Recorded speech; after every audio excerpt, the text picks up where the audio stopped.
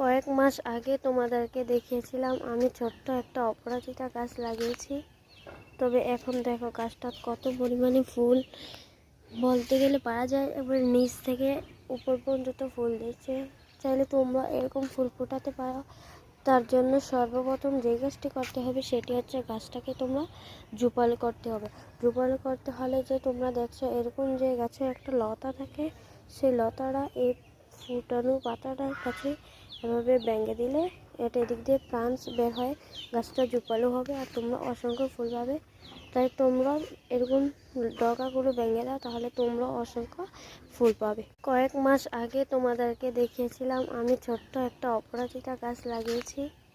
তবে এখন দেখো গাছটা কত পরিমাণে ফুল বলতে গেলে পারা যায়, এবার নিচ থেকে উপর পর্যন্ত ফুল দিচ্ছে।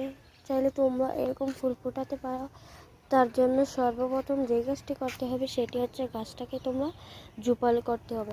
জোপালো করতে হলে যে তোমরা দেখছো এরকম যে গাছে একটা লতা থাকে, সেই লতাটা এই ফুটানো পাতাটার কাছে এভাবে ভেঙে দিলে এটা এদিক দিয়ে প্রাঞ্চ বের হয়, গাছটা জোপালো হবে আর তোমরা অসংখ্য ফুল পাবে।